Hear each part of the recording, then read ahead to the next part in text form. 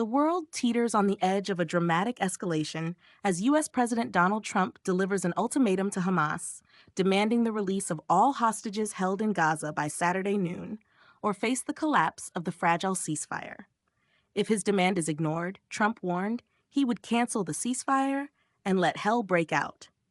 This electrifying development, brought to you by In the Know News, has sent shockwaves through the region, fueling fears of an all-out conflict and shaking the core of Middle Eastern diplomacy. Trump's frustration was evident as he called for the mass return of hostages, rejecting the incremental releases Hamas had previously allowed.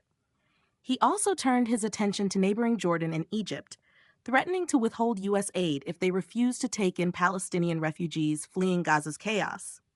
However, his comments took an even more provocative turn when he proposed a U.S. takeover of Gaza, envisioning the enclave as a new Riviera of the Middle East, but with a stark condition.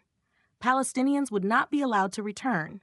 Instead, they would be resettled in new, permanent communities away from the conflict. This controversial plan sparked an outcry, with critics accusing Trump of attempting to carry out ethnic cleansing.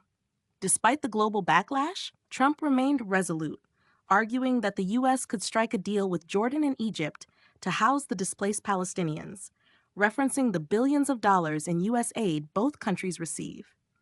But his remarks contradicted statements from Israeli Prime Minister Netanyahu, who suggested that Palestinians might eventually return to Gaza after it is rebuilt. U.S. Secretary of State Marco Rubio, while expressing support for relocation, stopped short of endorsing permanent displacement.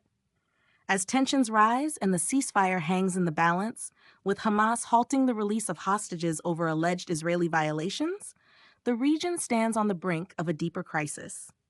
Arab nations, including Egypt and Jordan, have expressed fierce opposition to Trump's plan, warning that it could destabilize the entire Middle East.